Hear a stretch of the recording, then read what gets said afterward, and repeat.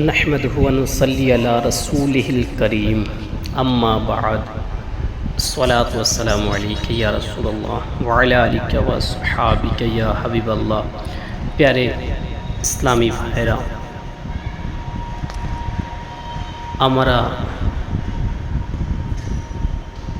सफलतार বিষয়ে অনেক কিছু জানতাম, অনেক কিছু শুনেছি যে সফলতা কোথায় আসবে। আসুন আজকে আপনাদেরকে আমি একটি সফলতার মূল নীতি বলে দিচ্ছি। এইটা যদি অবলম্বন করেন তো ইনশাআল্লাহুল কারীম আপনার সফলতাতে কামিয়াবি আসবে। আর আমি আপনাদেরকে তিনটি মূল নীতি বলবো সফলতার।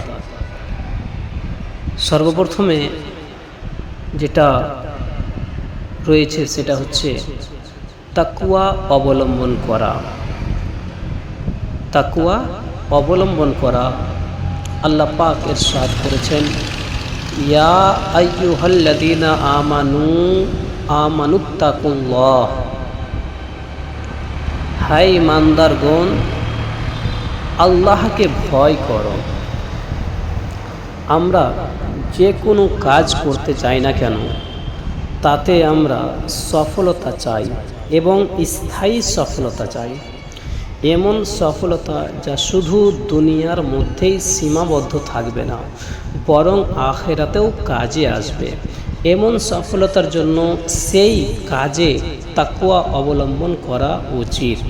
উদাহরণস্বরূপ, আপনি কোনো ব্যবসা বিজনেস করতে যাচ্ছেন, এতে সুদি লেনদেন থেকে বেঁচে থাকুন, মানুষকে ধোঁকা দেওয়া থেকে বেঁচে থাকুন, মিথ্যা বলা বা মিথ্যা কসম খাওয়া থেকে বাঁচুন, মাপ ও ওজনে কম দেওয়া থেকে বাঁচুন।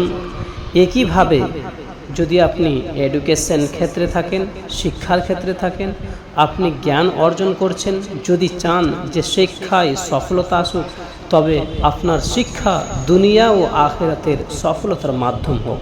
এতে গুনাহ থেকে বাঁচুন, পরীক্ষায় নকল করা থেকে বাঁচুন,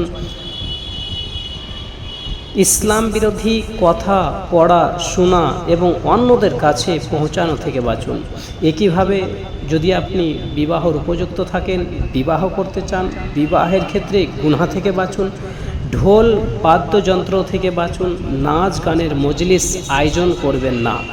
সংক্ষেপে, আমরা যে কোনো কাজ করতে যাচ্ছি, যদি আমরা চাই যে সেই কাজে আমরা স্থায়ী সফলতা লাভ করি, এমন সফলতা যা দুনিয়ার সাথে সাথে আখিরাতেও কাজে আসে, তাহলে এর জন্য প্রথম মূল নীতি হলো, প্রথম ফর্মুলা হলো, সেই কাজের যত গুনাহের দিক আছে সেগুলো থেকে আমরা নিজেদেরকে বাঁচিয়ে রাখি। যদি আমরা এমনটা করি তো ইনশাআল্লাহ সফলতা আমাদের পদচুম্বন করবে।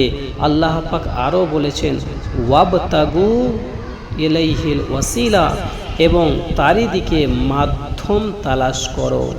ইনশাআল্লাহ করিম আপনাদের সামনে দ্বিতীয় সফলতার যে মূলনীতি রয়েছে সেটাও তুলে ধরব ইনশাআল্লাহ করিম।